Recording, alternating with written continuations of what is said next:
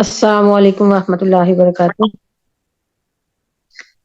اللہم صلی علی سیدنا مولانا محمد النبی الامی وآلہ وصحبہ وبارک وسلم۔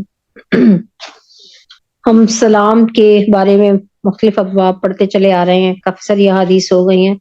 انشاءاللہ العزیز آپ کے علم میں بھی اضافہ ہوا ہوگا اور عمل میں بھی یقیناً بہتری آئی ہوگی۔ باب استحباب عیادت السلام علی من تکرر لقاؤه علی قرب بان دخل ثم خرج ثم دخل فی الحال او حال بینہما شجرۃ ونحوہما۔ باب مستحب ہونا سلام کو دہرانا اس شخص کے اوپر بھی جس کا ملنا بار بار ہو، قریب ہی زمانے میں، اس طرح کہ ابھی داخل ہوا تھا پھر چلا گیا پھر داخل ہوا فوراً ہی، یا ان دونوں کے درمیان کوئی درخت وغیرہ حائل ہو گیا یا اس جیسی کوئی اور چیز حائل ہو گئی، تو ان صورتوں میں کیا ہے کہ اس کو دوبارہ سلام کرنا۔ تو یہ تکرار ہو جائے، تکرار کا مطلب دہرانا ہوتا ہے، تو بار بار دہرانا سلام کا جو ہے نا، یہ بھی کیا ہے، مسنون ہے۔ یعنی ابھی ایک شخص جو تھا وہ آپ اس سے مل کے ہٹے تھے، سلام دعا ہو کے ہٹی تھی، اور پھر کچھ گیپ آ گیا، وہ مجلس میں کسی دوسری جگہ بیٹھ گیا، آپ کسی دوسری جگہ بیٹھ گئے، پھر مجلس ختم ہوئی، پھر آمنے سامنے ٹاکرا ہو گیا تو پھر سلام کر لینا۔ اسی طرح ابھی تو یہ شخص اٹھ کے باہر گیا تھا اور ابھی دوبارہ واپس مجلس میں آ گیا، تو پہلے بھی جب آیا ہوگا تو سلام کر کے بیٹھا ہوگا نا، کہ جو پہلا سنت ادب تھا مجلس میں آنے کا،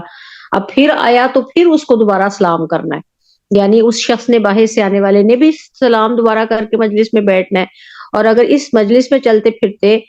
کسی شخص سے ملاقات ہوئی ایک دفعہ، پھر تھوڑے وقفے کے بعد دوبارہ ہو گئی، تو پھر دوبارہ ایک دوسرے کو سلام کرنا، تو یہ دونوں چیزیں جو ہیں یہ سنت ہیں۔ تو اب ہم اس میں حدیث پڑھتے ہیں کہ کس طریقے سے یہ سنت پہ عمل ہوگا۔ عن ابی ہریرہ رضی اللہ عنہ فی حدیث المسیء صلاتہ، حضرت ابی ہریرہ عنہ سے روایت ہے اپنی اس حدیث میں، حدیث مسیء صلاتہ میں، یعنی اس حدیث کا ایک نام ہے کہ جس میں بری طریقے سے جو شخص اپنی نماز پڑھ رہا تھا تو پھر اس کو رسول اللہ صلی اللہ علیہ وسلم نے نماز دہرانے کو کہا، تو اس حدیث کا نام بھی یوں بیان کیا جا رہا ہے، حدیث المسیء صلاتہ، اس شخص والی حدیث جو اپنی نماز برے طریقے سے پڑھ رہا تھا۔ اس حدیث میں یہ آیا ہے انہ جاء، کہ بے شک ایک شخص آیا، فصلی، اس نے نماز پڑھی، ثم جاء الی النبی، پھر رسول اللہ کی طرف آیا، فسلم علیہ، اور اس نے آپ کو سلام کیا، فرد علیہ، آپ نے اس کو سلام کا جواب دیا، فقال ارجع، پھر آپ نے اسے کہا تو لوٹ جا، فصلی، اور دوبارہ نماز پڑھ، فانک لم تصلی، تو نے تو نماز پڑھی ہی نہیں، فرجع، وہ لوٹ گیا، فصلی، پھر نماز پڑھی، ثم جاء، پھر آیا۔ اب دیکھیں پہلے گیا ہے ابھی مجلس سے، پھر دوبارہ تھوڑی دیر کے بعد نماز پڑھ کے آیا،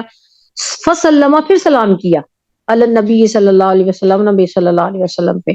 اب اگر یہ عمل درست نہ ہوتا، کبھی یہ بار بار سلام کیوں کر تو دیا، بار بار کیوں کر رہے ہو، تو آپ صلی اللہ علیہ وسلم اس کو ٹوک دیتے۔ آپ نے اس کو جب ٹوکا نہیں نا، تو اس کا مطلب یہ کہ دوبارہ تکرار سلام آپ صلی اللہ علیہ وسلم کو اچھا لگا، جس کی وجہ سے اس کو روکا نہیں دوبارہ سلام کرنے سے۔ حتی فعل ذالک ثلاث مرات، یہاں تک کہ 3 مرتبہ یہی عمل اس شخص نے دہرایا۔ یعنی وہ رکوع سجدہ جو تھا نا، وہ پورا نہیں تھا کر رہا نماز کا، تسلی سے نہیں رکوع کر رہا تھا، تسلی سے سجدہ نہیں کر رہا تھا، جلدی جلدی اٹھ جاتا تھا رکوع سے اور سجدے سے۔ تو جب وہ آپ صلی اللہ علیہ وسلم کے پاس آیا اور اس نے آ کے سلام کیا، تو آپ نے اسے کہا کہ تم لوٹ جاؤ، دوبارہ نماز پڑھو، تم نے نماز پڑھی نہیں۔ یعنی اتنی تیزی سے جو نماز پڑھی جائے گی وہ ایسے جیسے نہ ہوئی جیسی نماز۔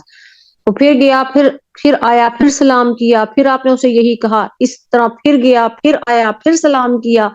پھر لوٹا، یہ 3 دفعہ اس نے کیا۔ تو اب اس حدیث سے بہت سارے جو مسائل نکلے، ان میں سے ایک مسئلہ یہ بھی نکلا کہ اگر ایک ہی شخص ایک ہی مجلس میں بار بار لوٹ کے آ رہا ہے، تو اس نے بار بار اس مجلس میں آ کے کیا کرنا ہے، سلام کرنا ہے، اور ہر دفعہ اس مجلس کے بیٹھے ہوئے لوگوں نے اس کو کیا کرنا ہے، جواب دینا ہے، کیونکہ ساتھ میں یہ بھی آ رہا ہے نا کہ آپ صلی اللہ علیہ وسلم نے اس کے سلام کا جو ہے وہ جواب دیا، فردا، آپ نے اس کا جواب دیا، اور پھر اسے کہا لوٹ جا اور جا کے نماز پڑھ کے آ۔ تو سلام آنے والے نے بھی بار بار کرنا ہے اگر وہ مجلس میں بار بار آ رہا ہے، اور بیٹھے ہوں نے بھی اس کا جواب کیا ہے، بار بار دینا ہے۔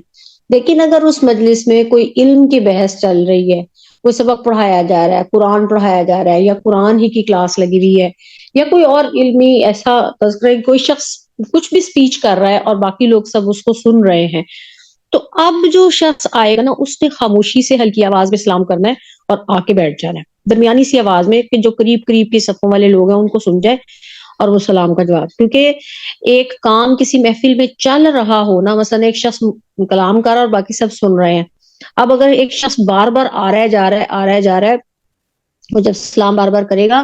تو وہاں پر اس کام میں کیا ہوگا، حرج پیدا ہوگا، خاص طور پہ جب وہ مجلس کیا ہو، قرآن کی اور حدیث کی اور اسی طرح کی علمی مجالس میں سے ہو. لیکن اگر علمی مجالس میں سے کوئی مجلس نہیں ہے تو کوئی ویسی کوئی کچھ لوگ کہیں کسی جگہ بیٹھے ہوئے ہیں، کوئی بات چیت کر رہے ہیں، کوئی ہنس کھیل رہے ہیں، کوئی آپس کی گفت و شنید چل رہی ہے، تو ایسی صورت میں جتنی دفعہ بھی کوئی شخص آئے گا تو اتنی دفعہ ہی وہ کیا کرے گا، وہاں پہ آنے والا سلام کرے گا اور بیٹھے ہوئے اس کو کیا کریں گے، جواب دیں گے. وعنہ الرسول اللہ صلی اللہ علیہ وسلم، انہی سے روایت ہے یعنی حضرت ابو ہریرہ سے ہی، قالا فرماتے ہیں، اذا لقی احدکم، جب ملاقات کرے تم میں سے کوئی ایک، اخاہ اپنے بھائی سے، فلیسلم علیہ، پس اسے چاہیے کہ وہ اس کو سلام کیا کرے. وَإِنْ حَالَتْ بَيْنَهُمَا شَجَرَةٌ، اور اب وہ ملاقات کی، اس نے سلام کیا تو اسے جواب دے دیا، اب دونوں آگے کو ہو کے چلے اور درمیان میں کیا آ گیا، ان حالت بینہما شجرۃ او جدار او حجر، اگر ان دونوں کے درمیان کوئی درخت، کوئی دیوار یا پتھر حائل ہو گیا، ثم لقیہ، اور اس سے گزر کے دوبارہ آگے پھر آ کے اکٹھے ہوئے ملے، فلیسلم علیہ، پھر وہ سلام کرے اس کے اوپر، یعنی پھر ایک دوسرے کو سلام کرے اور جواب دے. تو اب آپ دیکھیں کہ ایک درخت بیچ میں سے گزر جائے، ایک درخت کے دائیں طرف سے ہو کے گزر جائے، ایک بائیں طرف سے ہو کے گزرے اور آگے آ کے پھر مل جائیں، تو یہ کتنا وقفہ پڑا ہوگا اس ملاقات کے اندر. یا اسی طرح درخت، کوئی بڑی ساری چٹان پتھر آ جائے اور اس میں سے گزر کے دونوں کا پھر ملاقات ہو جائے، اور پھر اسی طرح ایک چوک میں سے دوسرے چوک میں جا کے پھر ملاقات ہو جائے، تو سلام کے تکرار سے کوئی نقصان نہیں بلکہ فائدہ ہوگا. تو اب اس کو یہ نہ سمجھ لیا جائے یہ کیا بیوقوفوں کی طرح ہر وقت سلام سلام سلام کرتا رہتا ہے. تو یہ اصل میں شرعی طریقہ تو یہی ہے کہ ہر وقت آنے والا شخص کیا کرے، السلام علیکم. اب دیکھیں 5 دفعہ مرد جاتے ہیں مسجد میں، پھر گھر 5 دفعہ واپسی ہوتی ہے، تو 5 دفعہ ہی انہوں نے کیا کرنا ہے، السلام علیکم ورحمۃ اللہ وبرکاتہ کہنا، اور 5 دفعہ ان کو جواب دینا ہے. بچے اسکولوں سے واپس آتے ہیں، اکیڈمیز سے آتے ہیں، باہر کھیل کھول کے کہیں گھروں میں واپس آتے ہیں، مہمان آتے ہیں، آپ اپنے گھر میں ہی دیکھیے، بعض دفعہ کسی ایک بچے کے بیڈ روم میں جاتے ہیں، بعض دفعہ وہ آپ کے کمرے میں آتا ہے، آپ ڈرائنگ روم میں گئے، مہمان بیٹھے ہوئے تھے، آپ ان کے لیے پھر کوئی چائے پانی لینے کے لیے چلے گئے کچن میں، پھر واپس آئے، پھر وہاں پہ دوبارہ سلام کر دیں. یہ ہے طریقہ اس چیز کو اختیار کرنے کا. اور عام طور پہ چونکہ ہم نے اس چیز کو نہیں اپنایا، وہ ہم صرف ایک ہی دفعہ وہ جو بس آئے تو سلام اس کی خود پہ اکتفا کرتے ہیں. لیکن جو مسنون طریقہ ہے وہ یہ ہے کہ بار بار آمنا سامنا جب ہو اتنی ہی دفعہ اس شخص کے ساتھ کیا کرنا ہے، سلام، اور پھر اس کا جواب دینا ہے. باب استحباب السلام اذا دخل بیتہ، باب مستحب ہونا سلام کرنے کا جب داخل ہو اپنے گھر میں. قال اللہ تعالیٰ فاذا دخلتم بیوتا، فرمایا اللہ تعالیٰ نے جب تم گھروں میں آیا کرو، فسلموا علی انفسکم، تو اپنے گھر والوں کو سلام کیا کرو. تحیۃ من عند اللہ مبارکۃ طیبۃ، یہ دعا ہے، تحفہ ہے اللہ کی طرف سے، بڑا برکت والا، بڑا پاکیزہ. عن انس رضی اللہ عنہ قال قال علی رسول اللہ صلی اللہ علیہ وسلم،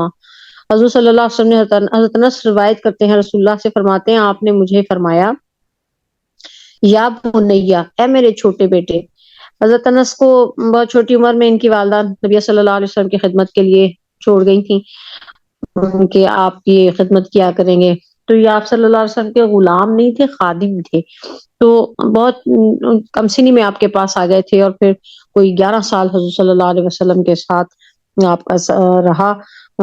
برکت والا ساتھ، اور اس میں بہت ساری آپ کی زندگی کی چیزیں آپ کی نظر سے گزری، بہت سے رویے، بہت ساری تربیت، تو اس کو آپ نے امت میں منتقل کیا ہے. تو چونکہ عمر میں چھوٹے تھے اس لیے آپ صلی اللہ علیہ وسلم انہیں پیار سے کبھی یا بنیا کہہ کے بلا لیا کرتے تھے. یا بنیا، اے میرے چھوٹے بیٹے، اذا دخلت علی اہلک، جب تو اپنے گھر والوں کے پاس جایا کرے، داخل ہوا کرے اپنے گھر والوں پہ، فسلم سلام کیا کرو، یکن برکتن علیکا، یہ طریقہ برکت کا باعث ہوگا تیرے لیے بھی، وعلی اہل بیتی کا، اور تیرے گھر والوں کے اوپر بھی، یعنی تجھے بھی برکت ملے گی سلام کرنے کی وجہ سے، اور جن کے اوپر تو سلام کرے گا ان کو بھی برکت ملے گی۔ تو یہ ہم اپنے بچوں کو سکھائیں کہ ٹیچرز کو سلام کرنا، اور گھر میں آتے ہوئے سلام کرنا، انہیں پکی عادت ڈال دیں کہ بس جیسے ایسے دروازہ کھولیں تو السلام علیکم کہنا، زور سے کہنا، تاکہ گھر میں جتنے لوگ سن رہے ہیں وہ سب اس کا جواب دیں۔ اور اسی طرح گھر خالی ہو تب بھی کہیں، وہ پھر عادت بن جائے گی۔ اور اسی طرح اسکول میں جب جائیں تو اپنے فیلوز سے، اپنے ٹیچر سے، اور کبھی کسی ویرانڈے میں، کبھی کسی جگہ، کبھی آفس میں، کبھی اسٹاف روم میں، کبھی لیب میں، کبھی لائبریری میں، بار بار انہیں اساتذہ انہیں بچوں سے ٹاکرا ہوتا رہتا ہے، تو ان کو بار بار سلام کرنا سکھایا جائے۔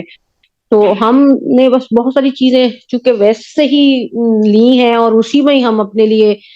ترائے افتخار سمجھتے ہیں، ترائے امتیاز سمجھا ہوا ہم نے اس کو، کہ بس ٹیچر آئے تو آپ کھڑے ہو جائیں، اور اس کے بعد وہ پھر جب استاد پڑھا رہا ہو تو پیچھے بیٹھے اس کی نقل بھی اتار رہے ہوں، ہوٹنگ بھی کر رہے ہوں، اور بے ادبی کے ساتھ چیزیں بھی کر رہے ہوں، اور ساتھ یہ کہ سلام دعا کی تو کوئی بات ہی نہیں، نہ استاد آتے ہوئے سلام کرتا ہے اور نہ بچے جواب دیتے ہیں۔ بہت کم اساتذہ ہیں جو کلاس میں آتے ہوئے سلام کی طریقے کو اختیار کرتے ہیں۔ تو اس چیز کو بچوں کو بھی سکھانا ہے، اور خود اپنے عمل سے یہ بچوں کو دکھانا ہے۔ تو آپ لوگ بھی اسی طرح میکے جائیں، بہن کے گھر جائیں، بھائی سے ملنے جائیں، کسی تو سب جگہوں پہ سلام سے آغاز کرنا ہے۔ اور پھر یہ چاہے کتنی دفعہ ان کا جانا کیوں نہ ہو، بعض دفعہ اوپر نیچے گھروں میں رہ رہے ہوتے ہیں، دو دو فیملیز، دو دو بھائی، دیورانی جٹھانی، تو وہ جب اوپر جائیں نیچے والے تو سلام کریں، جب اوپر والے نیچے والوں کے پاس جائیں، ایسے گھروں میں بہت بہت چکر لگتے ہیں دن میں کئی دفعہ، تو ہر دفعہ سلام کریں۔ تو یہ بہت ہی اچھا طریقہ ہے، اور اس سے دونوں گھروں کے آپس میں محبت بھی بڑھے گی، اور سنت کی برکت بھی نصیب ہوگی۔ باب السلامی علی الصبیان، باب سلام کرنا بچوں پہ۔ عن انس رضی اللہ عنہ مر علی صبیان فسلم علیہم، حضرت انس رضی اللہ تعالیٰ عنہ سے روایت ہے کہ کہ بے شک شان یہ ہے کہ حضور صلی اللہ علیہ وسلم مر علی صبیان، بچوں کے پاس سے گزرے، فسلم علیہم، آپ نے انہیں سلام کیا، وقالا، اور حضرت انس فرماتے ہیں کانا رسول اللہ صلی اللہ علیہ وسلم، حضرت انس گزرے بچوں کے پاس سے، فسلم علیہم، تو انہوں نے ان کو سلام کیا، اور پھر جب سلام کیا تو کہا کانا رسول اللہ صلی اللہ علیہ وسلم یفعلہ، کہ حضور صلی اللہ علیہ وسلم ایسے کیا کرتے تھے، یعنی میں نے آپ کی اس سنت کو دہرایا ہے۔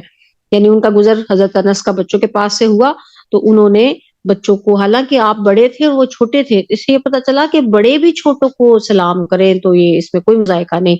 تو سکھانا بچوں کو یہی چاہیے کہ چھوٹے پہل کریں سلام کرنے میں، لیکن اس سکھانے کے لیے بڑوں کو پہل کرنا پڑے گی کہ وہ ان کو سلام کرنے کا طور طریقہ سکھائیں۔ تو اس لیے حضرت انس نے بچوں کو سلام کیا، اور ساتھ پھر فوراً فرمایا کہ ایسے ہی رسول اللہ صلی اللہ علیہ وسلم کیا کرتے تھے کہ آپ بچوں کو دیکھ کے آپ خود سلام میں پہل کر دیا کرتے تھے۔ دیکھیے کیسی خوبصورت زندگی ہے ہمارے نبی کی، اور کتنی زیادہ وقار ہے اس کے اندر، کتنی تہذیب اور شائستگی۔ یہ اب جو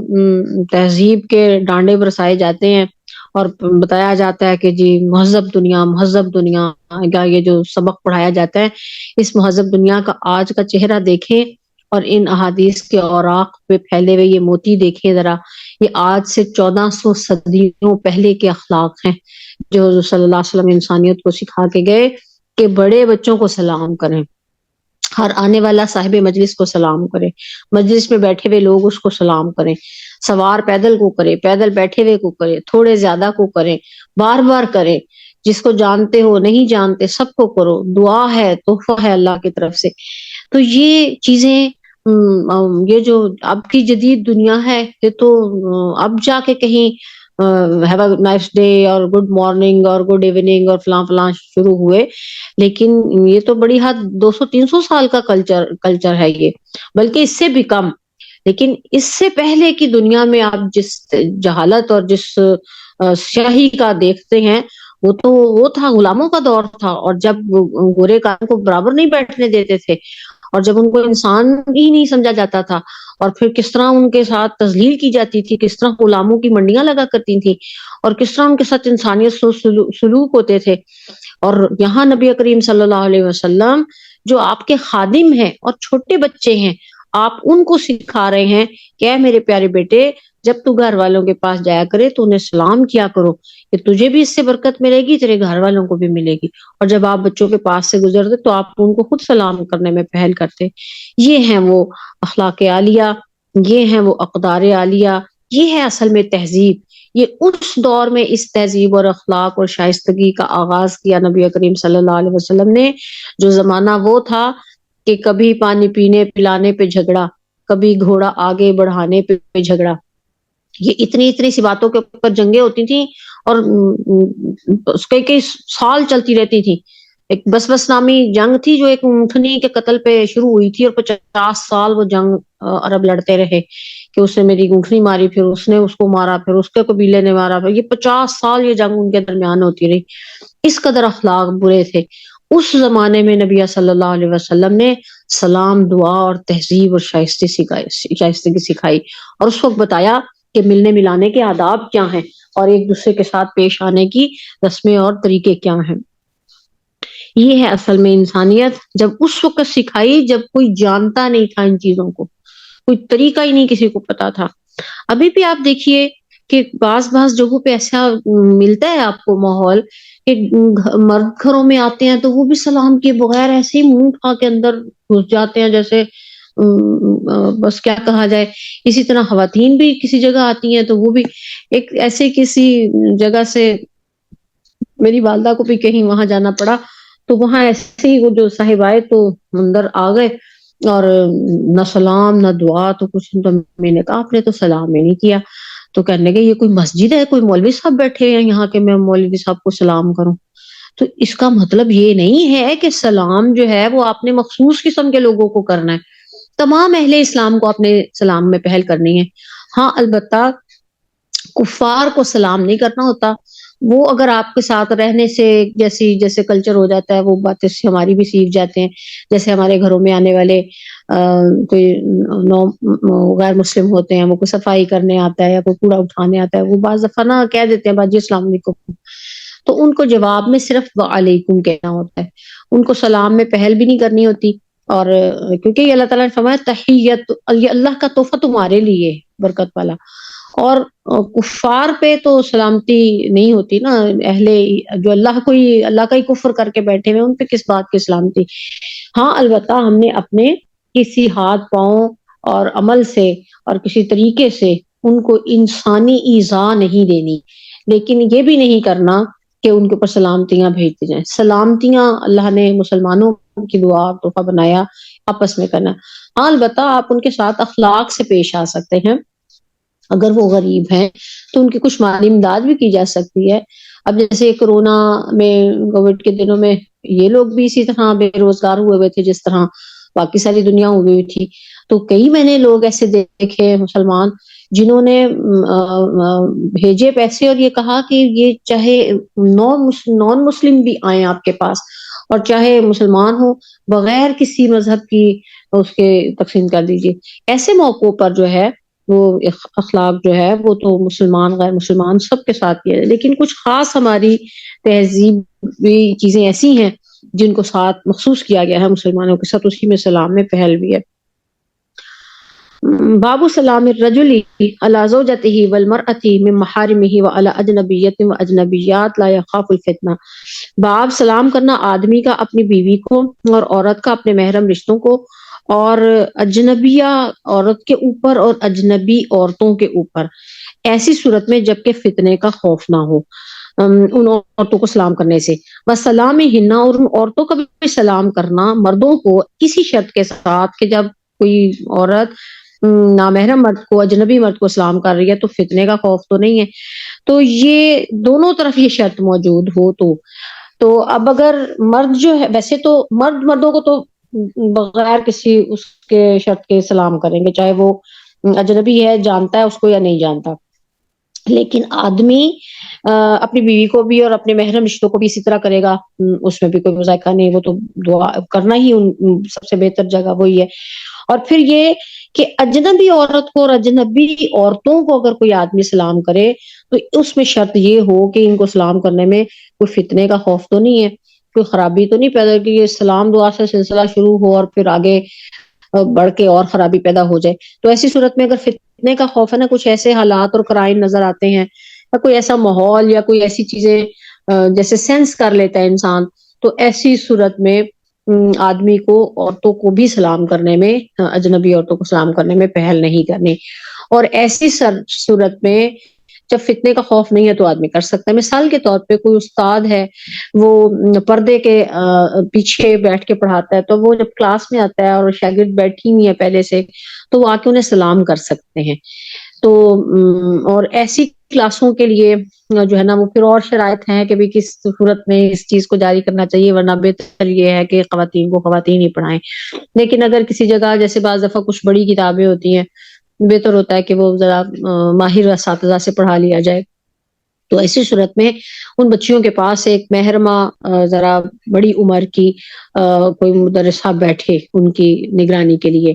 چاہے بچیاں کتنی ہی سنجیدہ کیوں نہ ہوں اور چاہے کتنی ہی زیادہ سمجھدار اور عقل مند اور بڑے درجے کی کلاسوں کی کیوں نہ ہوں، ان کے پاس ایک سمجھدار استاد بیٹھے جو ان کی نگرانی کرے۔ اور پھر تعلیمی چیزوں کے علاوہ غیر متعلقہ چیزوں کے کوئی گفتگو درمیان میں نہ ہو، اس قسم کا سنجیدہ سا علمی ماحول ہو، تو اب اگر استاد آ کے سلام کرتا ہے تو اس میں فتنے کا خطرہ نہیں ہے۔ تو اور بھی چیزیں رکھی جا سکتی ہیں چیک اینڈ بیلنس کے لیے، کوئی کیمراز ہو سکتے ہیں، کوئی ایسا انتظام ہو سکتا ہے جس میں سب چیزیں کنٹرول میں رہیں اور نظر میں رہیں۔ اور دوسری صورت میں کہ جب عورتوں نے مردوں کو سلام کرنا ہو، تو اس صورت میں بھی اب جیسے یہی شاگرد اگر اپنے استاد کو سلام کر دیں تو، اور اس میں بھی فتنے کا خطرہ نہ ہو، استاد بہت بوڑھے ہیں اور ان کو سلام کر دیا، یا کبھی بہت دیر کے بعد وہ کسی جگہ استاد ملے یا کسی موقع پہ یا کسی تقریب میں اور ان کو سلام کیا۔ اور اسی طرح بعض دفعہ اساتذہ کے پاس انسان جاتا ہے کہ اپنے دعائے خیر کے لیے، تو ایسے موقع پہ محرم کو ساتھ لیا ہو تو اس وقت بھی ان کو سلام کرنا پہنچ کے۔ تو اب اگرچہ وہ اجنبی بھی ہیں اور غیر محرم بھی ہیں، لیکن آپ کے ساتھ آپ کا محرم بھی ہے اور آپ کا ان کے ساتھ ایک ایسا رشتہ ہے جو استاد اور شاگرد کا ہے، اور ایسے ماحول میں آپ ملاقات کر رہے ہیں جس میں کوئی فتنے کا خطرہ نہیں ہے۔ تو اس صورت میں اجنبی نامحرم مرد کو عورت سلام کر سکتی ہے۔ اور اگر کوئی ذرا سا بھی فتنے کا اندیشہ یا کوئی ہو، تو چاہے استاد ہی کیوں نہ ہو اور چاہے اس کے ساتھ کوئی اور عقیدت کا تعلق کیوں نہ ہو، پیر ہے، شیخ ہے، استاد ہے، کوئی آپ کا محسن ہے، کچھ ہے، لیکن ایسی صورت میں اس سلام دعا اور بے تکلفی سے بچنا ہی لازم اور فرض ہے۔ اس وقت میں عورت کو سلام کرنا بلکہ جو ہے نا وہ معیوب ہوگا اور غیر شرعی ہوگا، اور اس سے بچنا جو ہے وہ اس کے اوپر لازم اور ضروری ہے جب فتنے کا کوئی خطرہ نہیں ہے۔ اب اس کو اپنے اپنے طور پہ ہر شخص کوئی پیمانہ نہ بنائے کہ نہیں نہیں میرا تو خیال ہے یہاں کوئی فتنہ نہیں، اور وہ بھی کہے کہ میرا، اس کو بس جو شریعت نے بنایا نا کہ مردوں اساتذہ مرد اگر ہیں یا کوئی آپ کا محسن یا کوئی آپ کا عقیدت جس سے ہے یا جس سے آپ کا کوئی دینی روحانی تعلق ہے، تو اس میں محرم کو بیچ میں رکھیں تو ملاقات کریں اور سلام کر لیں۔ اور اگر کوئی محرم نہیں ہے تو بس پھر دل دل میں آپ ان کے لیے دعائے خیر کریں، اور کبھی اپنے محرموں کے ہاتھوں پیغام بھیج دیں کہ ان سے میرے لیے دعائے خیر کروا دیں اور سلام پہنچا دیجیے، یا اپنے کوئی ان کی خواتین ہوں جن سے آپ کی میل ملاقات ہو ان کو کہہ دیں کہ استادوں کو سلام کہہ دیں اور ان سے جو ہے وہ دعائے خیر کروا دیں۔ تو یہ بس بہت ہے، اتنا کافی ہے۔ ابھی میرے استاد ہیں، ان کی ہمشیرہ کا انتقال ہو گیا، ہم ان سے بھی بڑا تعلق تھا، اور زرین سے تو خیر یہ تو ہیں ہی ہمارے، مطلب کیا کہا جائے، ان کے لیے الفاظ ہی نہیں ملتے کیا کہیں ہم انہیں۔ تو ان کی ہمشیرہ کا انتقال ہو گیا تو اٹک میں ان کی رہائش ہے، تو گئے ہم لوگ وہاں تعزیت کے لیے۔ تو اب استاد ظاہر ہے وہ اپنے کمرے میں تھے، تو ہم ان کی خواتین سے ہی صرف مل کے آئے، اور خواتین کے پاس ہی تعزیت کی اور ان سے کہا کہ استادوں کو ہماری طرف سے تعزیت کر دیجیے اور سلام کہہ دیجیے اور دعائے خیر کے لیے کہہ دیجیے. کبھی یہاں بھی استادوں سے ملاقات کرنی ہو تو ان کا اپنا ایک کمرہ ہے تو میں ساتھ اپنے بیٹے کو لے جاتی ہوں. کبھی بیٹا ہوتا ہے, کبھی بھائی ہوتا ہے, کبھی کوئی اس طرح, بس اس طرح جا کے کبھی کبھار سال 1.5 سال میں تو جا کے 6 مہینے میں 4 مہینے میں اس طرح کر کے, یا ورنہ پھر لکھ کے بیٹے کے ہاتھ بھیج دیا یا بہنوئی کے ہاتھ بھیج دیا یا باجی کے ساتھ کسی محرم کے ساتھ پیغام بھیج کے سلام اور دعا کے لیے کہہ دیتے ہیں. حالانکہ تعلق اتنا زیادہ گہرا ہے ان کے ساتھ کہ کوئی 45 سالہ تعلق ہے. میں شاید بہت ہی چھوٹی تھی جب وہ آئے تھے فارغ ہو کے, تو لیکن بہرحال شرعی حدود کو مد نظر رکھنا ہے چاہے کتنا عقیدت کا تعلق کیوں نہ ہو. اس کو آپ خود نہیں سوچ سکتے کہ بھئی یہاں فتنہ ہے کہ نہیں ہے اور یہاں ہے کہ